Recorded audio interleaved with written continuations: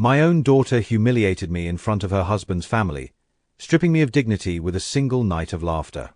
But I stayed silent, watching, waiting, planning. When the moment came, I gave her a lesson she will never forget, one carved in silence and revenge. Before continue, please like this video and subscribe to my channel. That's free and only way to support us. Thank you. My name is Robert. I'm 55 years old, and I never thought that the deepest wound in my life would come from my own daughter. Life has a cruel way of showing you who truly stands beside you, and sometimes the knife that cuts the deepest isn't from an enemy, it's from the hand you once held when teaching her how to walk. I remember the night as if it was burned into my skin. My daughter Emily had just married into what she called a respectable family. Respectable. That word echoed like a bad joke in my head, because for me, respect was something earned, not something bought with fancy suits and expensive dinner parties. The dinner that night was supposed to be a celebration. A big family gathering hosted by Emily's in-laws.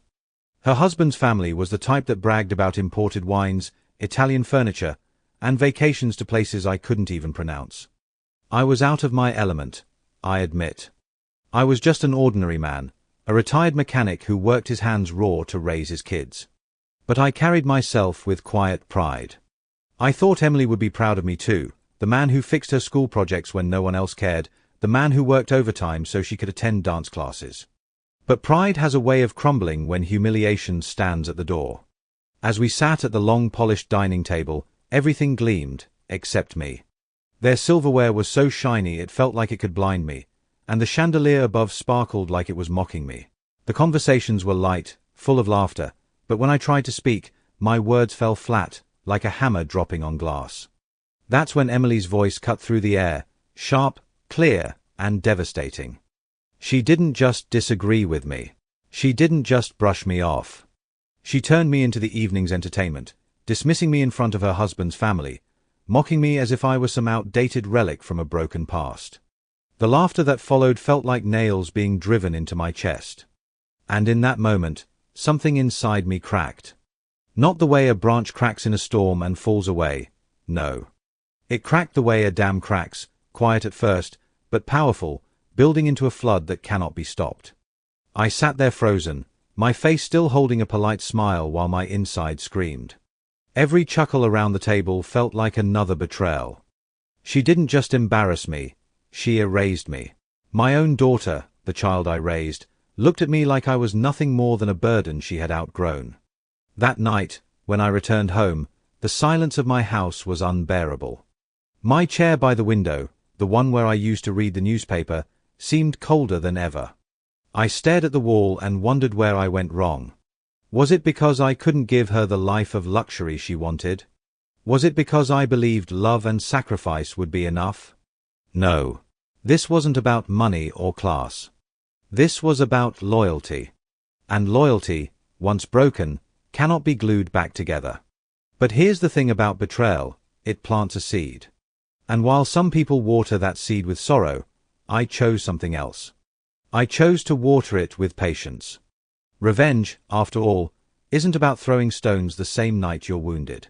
It's about building a storm so strong that when it comes, no one can escape it. I didn't want to destroy my daughter. She was still my blood, and blood, no matter how tainted, carries weight. But I wanted her to feel what I felt that night, small, exposed, powerless. I wanted her to understand that every action has a price. So I sat there in my empty house, with the sound of her laughter still haunting me, and I made myself a promise. I would bide my time. I would plan carefully. And when the moment came, when the stage was set, I would remind her that the father she mocked was not a man to be underestimated. The night everything changed wasn't the night of her insult. No, that was just the beginning. The night everything truly changed was the night I decided that silence would no longer be my prison. I was going to take revenge. And it would not just be revenge, it would be poetic justice. The morning after that humiliating dinner, I stared at myself in the mirror longer than usual. My reflection looked like a stranger, a man who had swallowed his pride for far too long. Wrinkles etched deep into my face, not just from age, but from years of sacrifice. My calloused hands, scarred from fixing engines, suddenly felt useless. My own daughter had made sure of that. Funny how betrayal ages you overnight. I poured myself a cup of coffee, the same old chipped mug I'd been using for years. My late wife, God rest her soul, had given it to me as a birthday gift when Emily was still a child. I ran my finger along the crack in the handle, thinking about how fragile everything really is. A mug, a family, even a man's dignity, it only takes one sharp blow to shatter it. But here's the thing, broken doesn't always mean destroyed. As I sipped, my thoughts drifted back to Emily. I remembered the time she scraped her knee when she was 8, crying like the world had ended. I carried her in my arms, whispering that I'd never let anyone hurt her. And yet, years later, she was the one who drew blood, not with a knife, but with her tongue. Words can be more dangerous than blades, because wounds heal, but humiliation? That festers. For a few days, I tried to bury it. I told myself maybe she didn't mean it, maybe it was nerves, maybe I misheard. But every time I closed my eyes, I saw her face twisted with arrogance, heard the mocking tone in her voice, and felt the laughter of her husband's family slicing through me. No, there was no mistake. She meant it. And once I accepted that, a strange calmness washed over me. People think anger is wild, uncontrollable. But no. True anger, the kind that comes from betrayal, is quiet. It doesn't shout. It doesn't thrash. It sits inside you like a fire burning low and steady, waiting for the right wind to spread. That's what I felt, quiet rage. So I began to watch. Whenever Emily invited me over after that, I paid attention. To her husband. To her father-in-law, a pompous man with a belly bigger than his pride. To her mother-in-law, who looked at me as though my shoes carried dirt from another planet. They all thought I was invisible, a leftover piece of Emily's past. They didn't realize I was taking notes. Their weakness, vanity. They wanted the world to see them as perfect, untouchable, superior. And vanity, I knew, was the easiest thing to break. I played the role of the quiet, clueless father-in-law. I smiled, I nodded, I acted small. Let them underestimate me, that was part of the plan. My silence wasn't weakness anymore, it was camouflage. At night, when the house was dark and the city quiet, I would sit in my chair and think. Revenge isn't about hurting someone once. It's about crafting a lesson they'll never forget. I wanted Emily to feel the sting of being humiliated, the weight of being dismissed, just as she had done to me. But I wasn't going to lash out blindly. No, that's what fools do. My revenge had to be patient, calculated, and most importantly, public. She had insulted me in front of her in-laws, so it was only fitting that the stage for my payback would be just as grand. I smiled to myself, sipping another cup of bitter coffee, and thought, sometimes the sweetest revenge is served cold, but mine? Mine would be served ice-cold, with a side of irony. The days turned into weeks, and with each gathering, I sharpened my plan. I noticed Emily's husband was desperate to impress his father. I noticed her father-in-law loved boasting about investments he barely understood. I noticed her mother-in-law cared more about appearances than truth. And Emily. She loved the spotlight, adored being the polished jewel in the crown of her new family. All of it would become my weapon. I wasn't rushing. Patience was my ally. Just like an engine that needs every part to work smoothly, my revenge needed timing, precision, and the right spark to ignite it. And when it came, it wouldn't just be a spark. It would be an explosion. That was the promise I made to myself. I've always believed that life has a strange rhythm, almost like an old clock ticking in the background. You don't always notice it until the sound suddenly stops. That's what those days after the humiliation felt like the ticking had stopped, and I was waiting for the clock to chime again. Then, the spark arrived. Emily invited me to another family dinner. This time, it wasn't just a casual gathering, it was her husband's birthday. His entire family would be there, along with some business friends they were desperate to impress. The invitation sounded polite, but I could feel the unspoken message behind it. Show up, behave, don't embarrass us. Oh, I would show up. I would behave. But embarrassment? That would belong to them.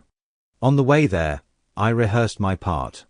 My clothes were simple as always, clean, pressed, but not flashy. I knew they'd look at me and see the same old retired mechanic. That was perfect. Let them underestimate me again. People never guard themselves against someone they believe is powerless.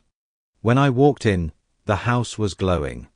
Chandeliers, golden frames, marble floors, everything screamed wealth. Their guests were already sipping wine, nodding along to conversations that felt rehearsed, as if everyone had memorized their lines for the night. Emily spotted me and gave that smile. Not a warm smile. No, it was the kind you give to a stranger you wish hadn't shown up. I nodded back, my face calm, but inside me, my plan was taking shape like a puzzle coming together. I watched carefully as the evening unfolded. Emily's husband bragged about his new investments. Her father-in-law laughed loudly at his own jokes, slapping the table as if volume equaled importance. Her mother-in-law floated around like a queen bee, making sure everyone noticed her jewelry. And Emily. She glowed under the praise of her in-laws, soaking up every compliment like sunlight. But here's what they didn't know. People reveal more about themselves when they're comfortable than when they're cautious. That night, I learned exactly where to strike. Emily's husband bragged too much. He talked about business deals he clearly didn't understand.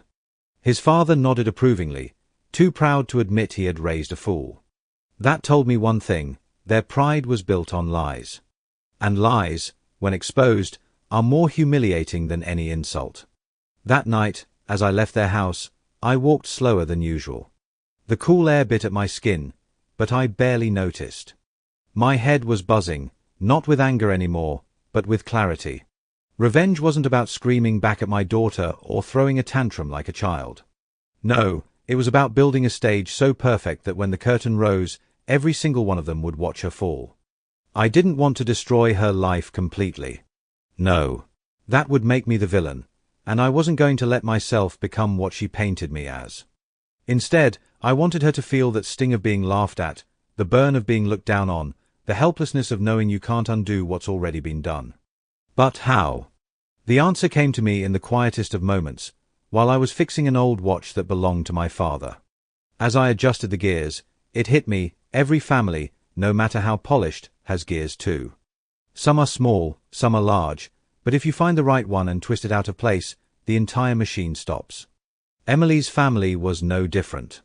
They looked perfect on the outside, but I had seen the cracks.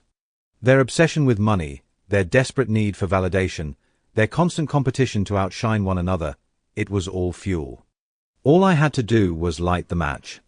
I smiled to myself that night. For the first time in weeks, I actually laughed, a low chuckle that startled even me. The kind of laugh you hear in old revenge stories when the hero finally sees the path ahead. The humiliation I felt that first night no longer chained me down.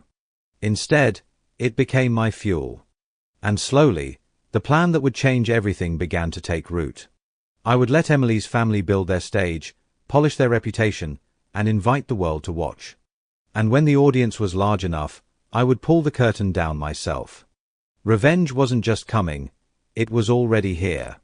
Revenge doesn't always need guns, knives, or fists. Sometimes, the most dangerous weapon is knowledge.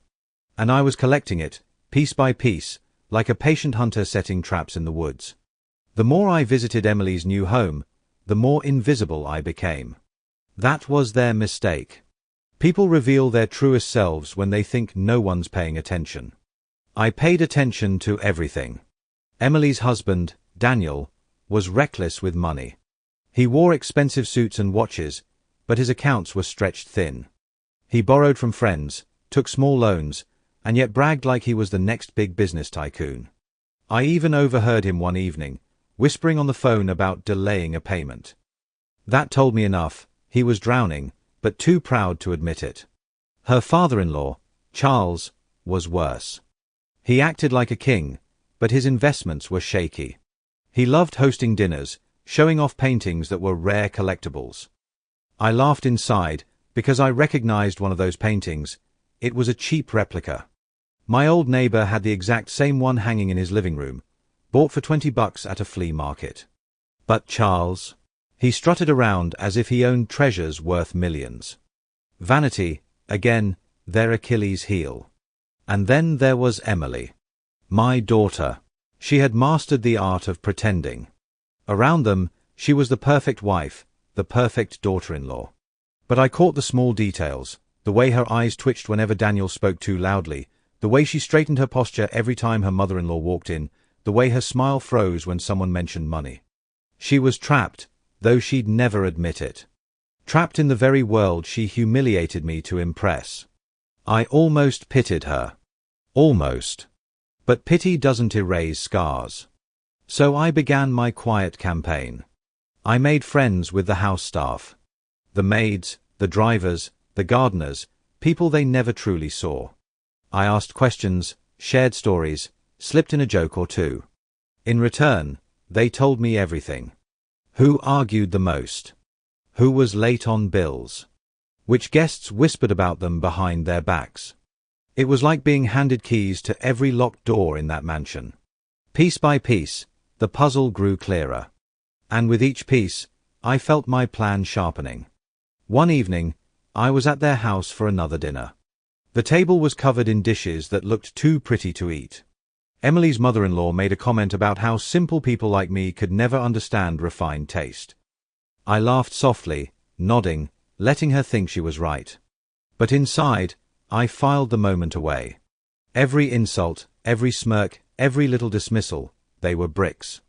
Bricks I would later use to build the wall of their downfall. After dinner, I excused myself and walked outside into their perfectly trimmed garden. The air smelled of roses, but to me, it smelled like opportunity. I stood there under the night sky, the stars hidden by city lights, and I made a vow I would turn their pride against them. I would expose the cracks in their golden walls for the world to see. And Emily. She would stand in the middle of it all. Because revenge, to me, wasn't about destroying lives blindly. No. That would make me no better than them. Revenge was about balance. About making sure those who humiliated me tasted their own poison. As I walked back inside, I caught my reflection in one of their large glass windows. I didn't see a broken father anymore. I didn't see a man defeated by betrayal. I saw something else, a strategist, a patient architect, a man with nothing left to lose and everything to gain. I smiled. The weapons I had gathered weren't made of steel. They were secrets, pride, lies, and weaknesses. And those weapons were sharper than any blade. All I needed now was the right stage to strike. And trust me, when the stage was ready, no one, least of all my daughter, would forget the performance I was about to deliver. They say revenge is like chess. You don't rush to checkmate. You move slowly, piece by piece, forcing your opponent into a corner before they even realize the game has started. That's exactly what I did. My first move wasn't dramatic. It wasn't loud. It was simple, so simple that none of them noticed. I started by whispering. Not to them, but around them. A few words in the right ears can spread faster than wildfire. And in families like Emily's, where pride is worth more than truth, whispers are poison. It began with Daniel, my son-in-law. I dropped a hint to one of his friends at a dinner, casual, innocent. I mentioned how busy Daniel seemed, how he was always taking calls about money. I let the sentence hang in the air, unfinished, like bait on a hook. His friend chuckled, but his eyes narrowed. That was enough. The seed was planted. Within a week, I overheard Daniel on the phone, angry, defensive, snapping at someone about false rumors. I sipped my tea and smiled. The rumor wasn't false, it was just dressed politely. Next was Charles, the mighty father-in-law. The man who loved showing off his so-called rare art pieces. I knew people in town, collectors who actually understood art. So I invited one of them over to Charles's next party, under the pretense of introducing an admirer of fine work. Of course, my guest knew exactly what to look for. And when he laughed, loud enough for others to hear, about Charles's replica painting, the whispers began. Not from me. From them. Charles stood there red-faced, pretending not to notice, but humiliation dripped off him like sweat. And then, there was Emily. She still looked at me like I was beneath her, though I caught glimpses of her unease. Maybe she sensed something was wrong. Maybe she saw the flicker in my eyes when I smiled. But she said nothing. She believed I was still the same quiet father, harmless and small. That made me laugh inside. Because what's more terrifying than a harmless man who suddenly stops being harmless? My plan wasn't just about exposing them one by one. No, it was about building a storm, one cloud at a time, until the thunderclap was unavoidable. And Emily, who had mocked me so easily, would stand in the rain without an umbrella. One evening, after another dinner full of fake laughter and polite insults, I returned home and poured myself a drink. I leaned back in my chair, staring at the ceiling, and let the satisfaction wash over me. This wasn't anger anymore. This was art. But I knew better than to get carried away. Revenge is dangerous if you rush it. One wrong step, and the hunter becomes the hunted. So I kept my moves subtle. I smiled when they insulted me. I nodded when they bragged. I acted as though I hadn't noticed the cracks forming around them. But I noticed everything. I noticed how Daniel's friends stopped calling him as often. I noticed how Charles drank more, quieter now, less confident in his boasting. I noticed how Emily's smile didn't reach her eyes anymore. Every detail was proof that my plan was working. Yet, deep down, a question gnawed at me. Was I doing this for revenge? Or for justice? Did I want Emily to hurt? Or did I want her to learn? Maybe it was both. Maybe I didn't care which it was anymore. All I knew was that the game had begun, and I wasn't going to stop until the board was cleared. And as I looked at the old clock on my wall, ticking steadily, I realized something important. The ticking hadn't stopped after all. It had just changed rhythm. It wasn't counting down to my humiliation anymore. It was counting down to theirs. The first time I saw Emily's mask slip, it was almost too sweet to believe. She had always carried herself like a queen in her new world, chin high, voice sharp, smile polished. But queens fall too, sometimes faster than peasants. It was at another dinner, of course. Their family lived for those dinners. Emily's in-laws believed every gathering was a chance to flaunt their so-called grandeur. Long tables, golden cutlery, waiters rushing about, it was all a stage. And on that stage, Emily played the lead actress. That night, though, the performance went wrong. Daniel had been careless with his finances, more careless than even I anticipated. One of his failed business deals had leaked into gossip circles, and the whispers were growing louder. A guest, emboldened by wine, made a sly remark about Daniel's big talk, small pockets. The table laughed, just a little, but enough to make Daniel's face tighten. Emily tried to recover. She laughed along, too quickly, and said something to shift the topic. But her eyes betrayed her. They darted nervously, like a rabbit sensing the fox nearby. And me. I sat there silent, sipping water, watching the cracks form in her crown. For years, she had looked at me like I was the embarrassment. That night, I watched her squirm under the same weight she once threw on my shoulders. It didn't break her, yet. But it weakened her. And weakness, once shown, is like blood in the water. Her father-in-law wasn't spared either. After his replica painting had been exposed, his reputation as a collector had been reduced to quiet chuckles behind his back. People still came to his dinners, but not out of admiration, out of curiosity. They wanted to see the great Charles stumble again. He knew it too, though he tried to puff out his chest like nothing had changed. Pride is stubborn, even when it's bleeding. Emily's mother-in-law was worse. She had always been obsessed with appearances, but lately I noticed her jewelry was smaller, her dresses simpler. They weren't saving face, they were saving money. And nothing terrifies the proud more than the thought of losing their shine. As for Emily, the tension was beginning to show. Her smile felt stiff, her laugh forced. Every time her husband slipped in conversation, she would grip her fork tighter. Every time her father-in-law's stories were doubted, she'd flush with embarrassment. She wanted perfection, but perfection was crumbling around her. And I was the only one at the table who knew why.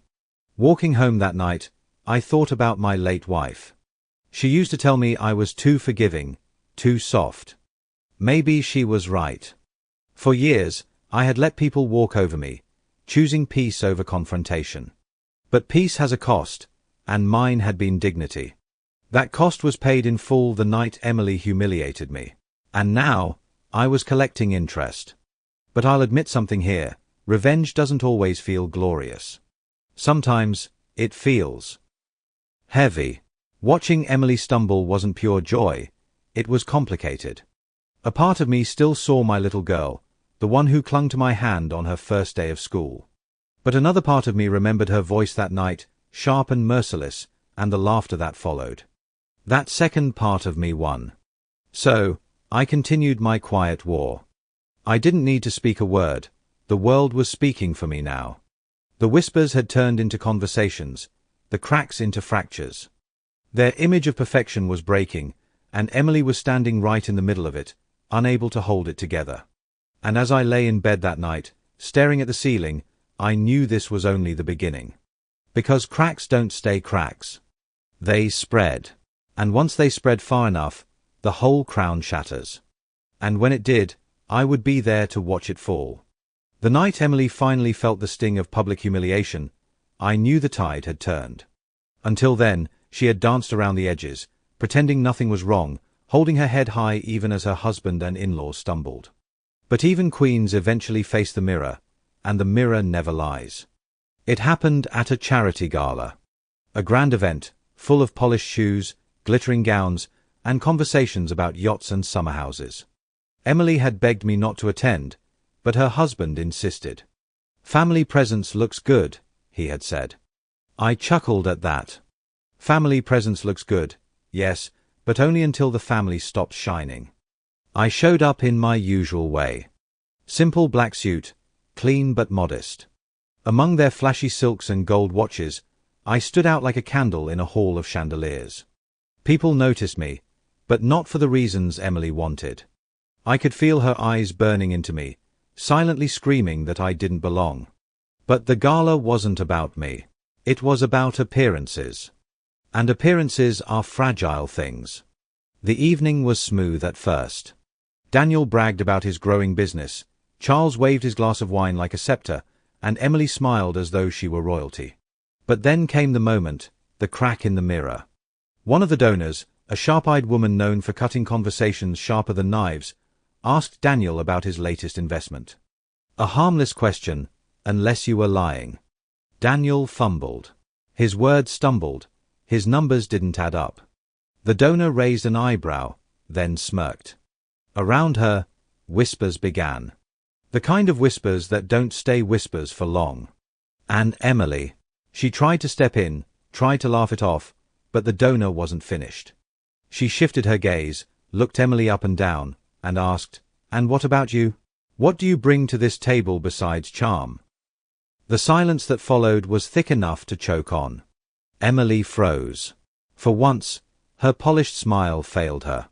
She stammered something about supporting her husband, about helping with social causes, but it sounded hollow.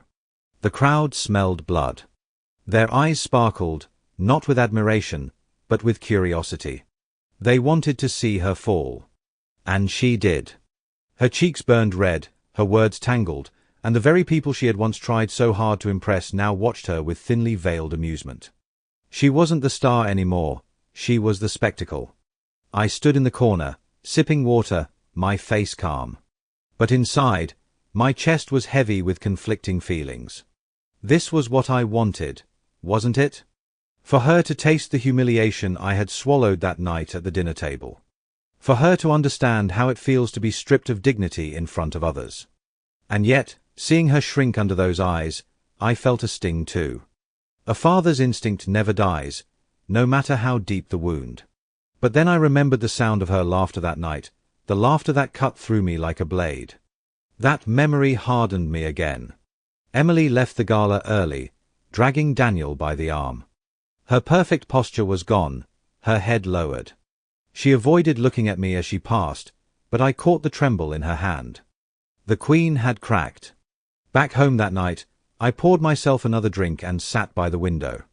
The city lights twinkled outside, mocking the so-called glamour of people like Emily's in-laws.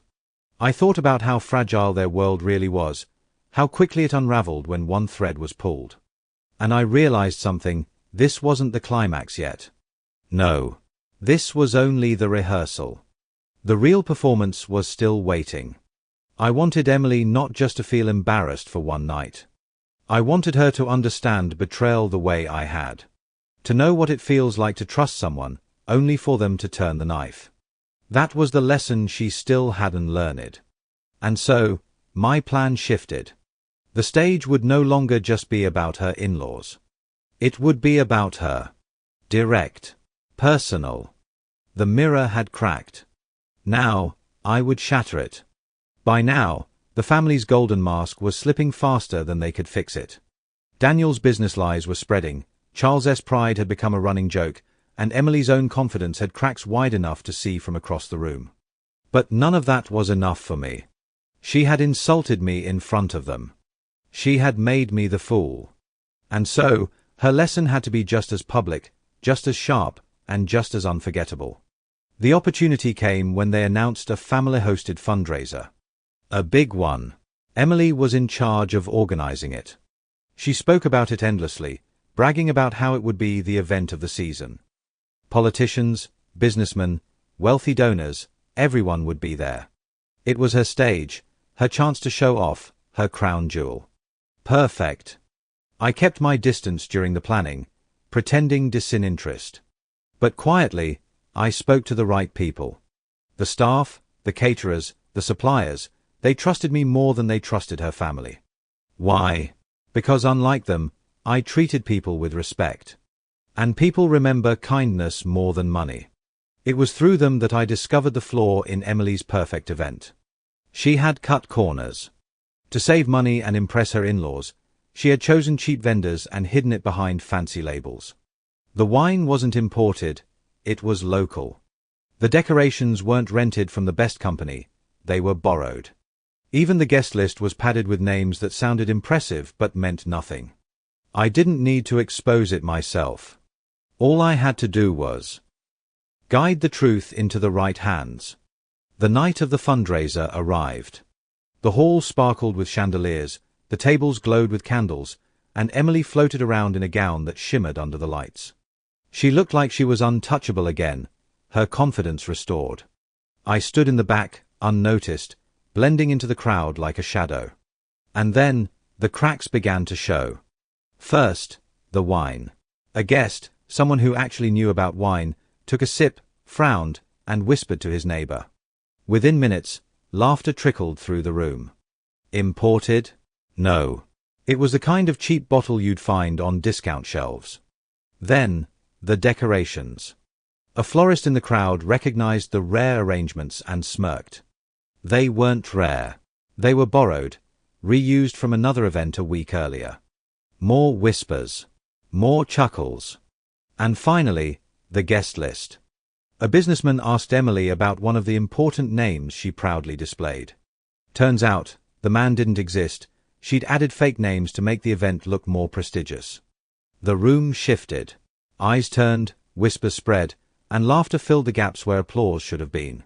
And Emily. She stood frozen. Her smile twitched, her face paled, and for the first time in her life, she looked exactly how I had felt that night. Small, powerless, humiliated. I didn't say a word. I didn't need to. I watched her from across the room, her hands shaking as she tried to save face, her voice trembling as she insisted it was just a misunderstanding. But misunderstandings don't erase whispers. They don't erase laughter. Her in-laws were furious. Daniel scowled at her, Charles muttered under his breath, and her mother-in-law gave her a look sharp enough to cut glass. The very people she had sacrificed me for were now turning on her. And in that moment, I felt it, the satisfaction I had waited for. The balance restored. She had mocked me in front of her family, and now she was mocked in front of hers. But strangely, as I walked out of the hall that night, I didn't feel victorious. Not entirely. Because revenge, when it finally lands, isn't sweet like people imagine. It's heavy. It settles on your shoulders like a weight, reminding you that even justice has a cost.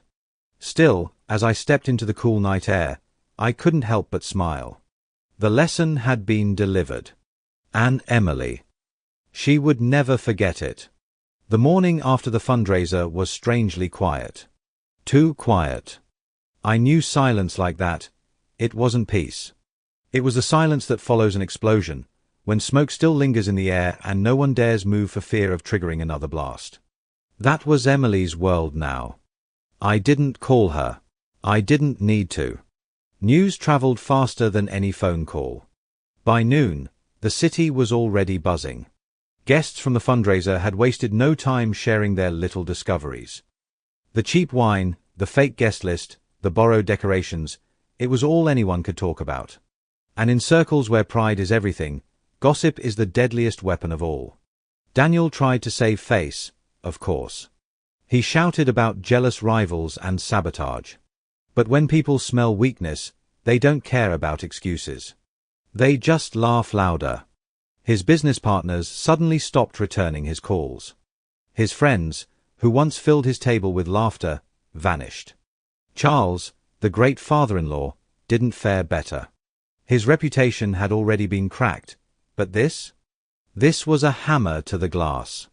People mocked him for not seeing through his daughter-in-law's lies. The mighty collector, the proud host, reduced to a man who couldn't even protect his family from embarrassment. And Emily. She bore the heaviest weight. Her mother-in-law barely spoke to her, except for sharp comments about standards and disgrace.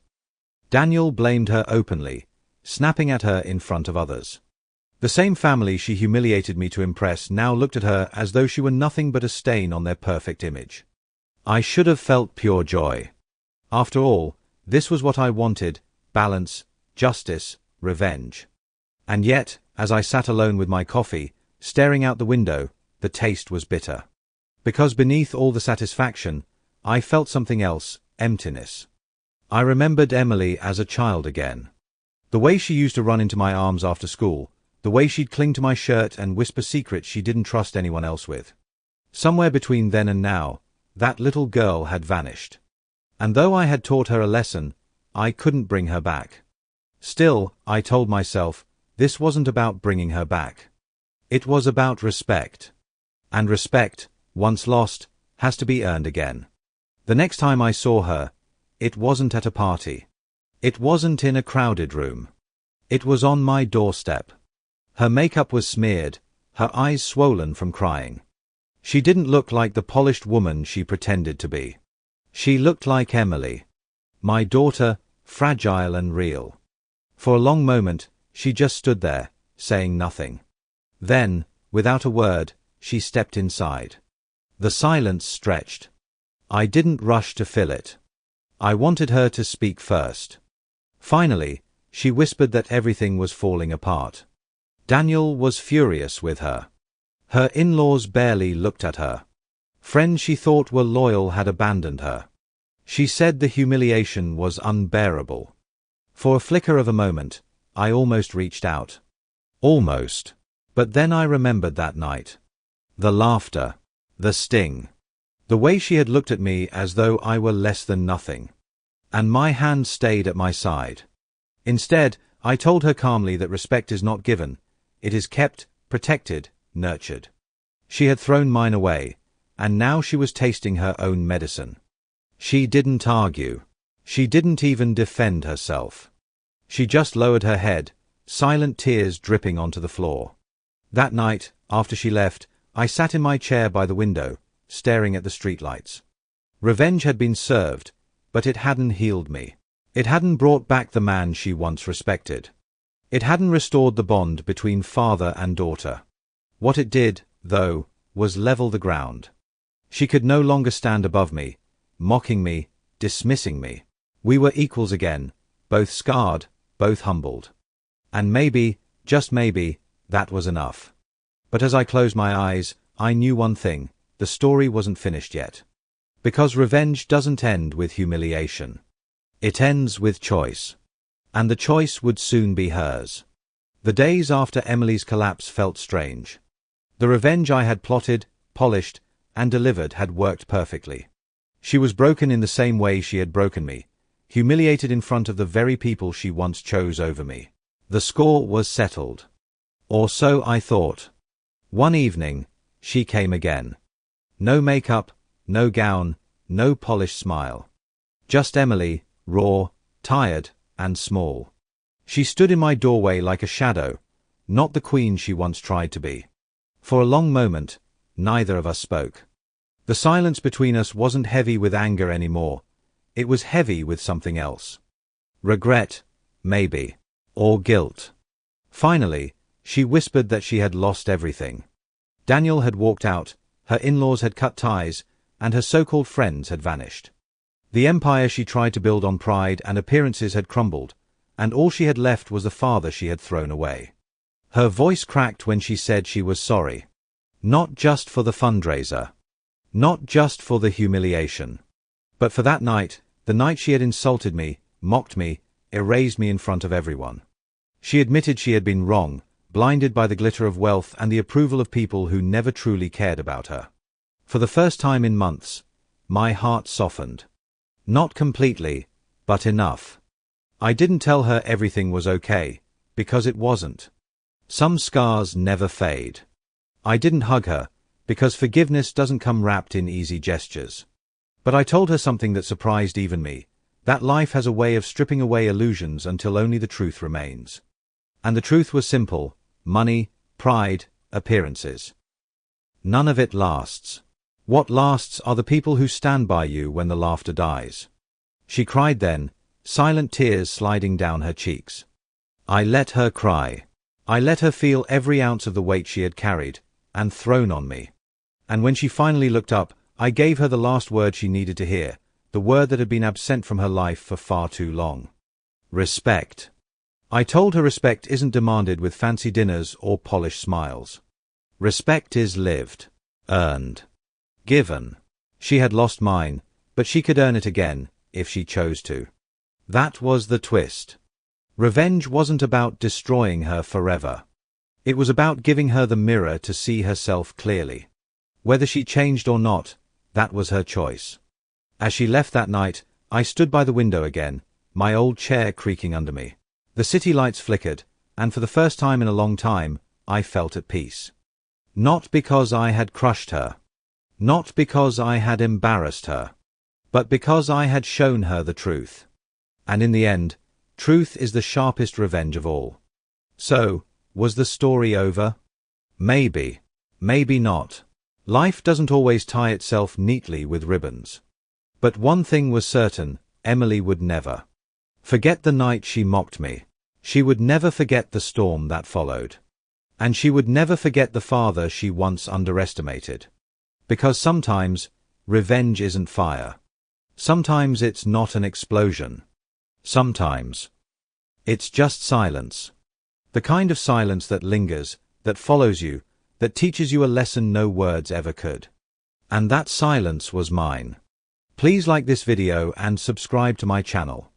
That's free and only way to support us. Thank you.